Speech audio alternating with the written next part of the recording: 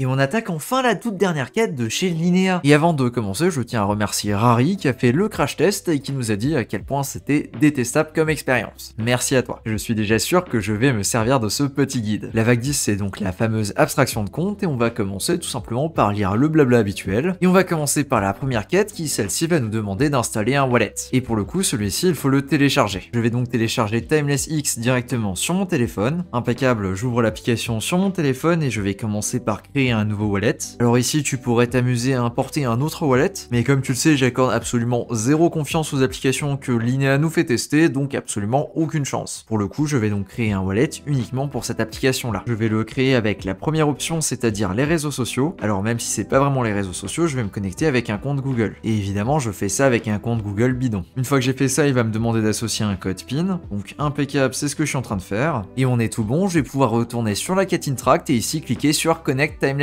Il va me proposer de me connecter avec un QR code.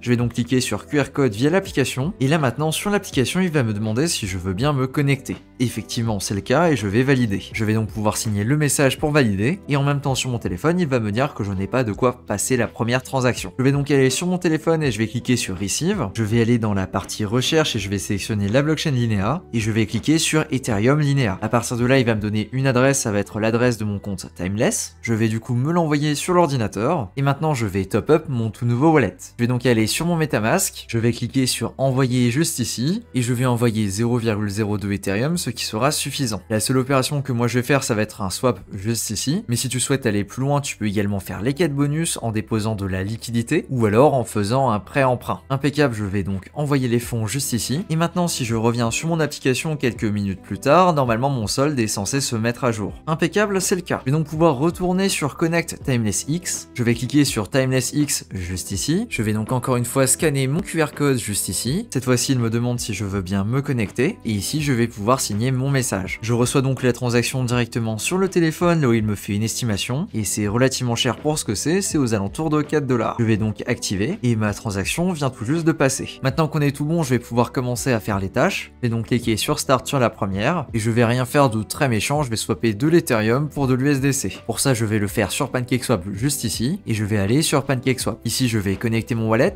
et je vais sélectionner Wallet Connect. Je retourne sur mon application et je vais dans QR code. Je scanne le QR code qui me demande si je veux effectivement me connecter, c'est donc bien le cas. Et comme tu peux le voir juste ici, j'ai été connecté et on voit bien mon solde sur mon wallet. Je vais donc sélectionner juste ici de l'USDC. Je vais swapper pour 0,005 d'USDC. Je vais cliquer sur Swap, je confirme. Mon application sur le téléphone s'allume et me propose de valider la transaction. La transaction est aux alentours de 3 $, je clique sur Approve Transaction. Ma transaction s'est bien passée comme tu peux le voir juste ici. Et je vais donc directement faire ma transaction en sens inverse. Dans un premier temps, je dois approuver l'USDC. Ici, ça va me coûter 1,58 $. Et maintenant, il va directement me proposer de swapper pour 3 $. Je vais donc approuver ma transaction. Et ma transaction vient d'être validée. Comme tu peux le voir juste ici, j'ai récupéré mon Ethereum. Ceci étant dit, on a terminé pour la quête principale. Je vais donc lancer la vérification juste ici. Et maintenant, tu as le choix si tu souhaites faire les quêtes annexes qui sont disponibles juste ici. C'est exactement la même chose que des quêtes qu'on a déjà fait, sauf que cette fois-ci, il faut faire la même opération avec Wallet Connect et Timeless. Alors j'ai envie de te dire que je m'attendais à une expérience bien plus complexe et bien plus embêtante, mais en réalité ça va, c'est pas si complexe que ça. Je vais donc maintenant me renvoyer mes fonds. Pour ça, je vais tout simplement m'envoyer mon adresse sur le téléphone. Ça, c'est quelque chose que tu peux faire très facilement en t'envoyant un mail par exemple. Maintenant, je récupère mon adresse que je copie sur mon téléphone et je retourne sur l'application. Ici, je vais dans la partie Send, donc envoyer. J'ai juste à coller l'adresse de mon wallet sur l'ordinateur dans le champ. Je vais ensuite sélectionner ce que je veux envoyer, ici des Ethereum. Je vais ensuite sélectionner le maximum parce que je ne compte pas réutiliser cette application. Je vais cliquer sur Next. Il va ici m'indiquer approximativement les frais de gaz, donc c'est quelque chose que je dois soustraire de la somme que je veux envoyer. Alors c'est quand même quelque chose de relativement fastidieux à faire, donc il faut s'y reprendre à plusieurs fois. Je peux enfin approuver ma transaction, ce que je vais faire. Et voilà, j'ai plus qu'à attendre jusqu'à recevoir finalement mes dollars directement sur mon wallet.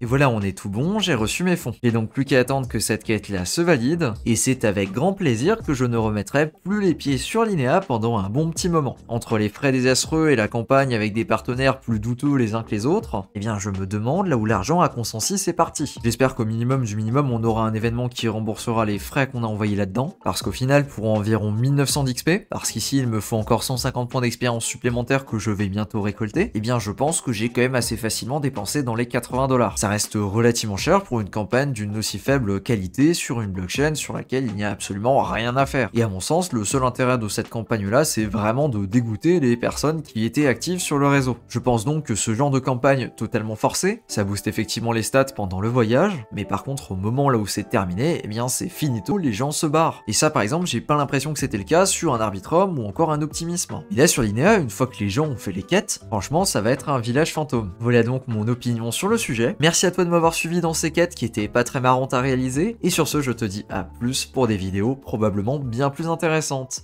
Ciao!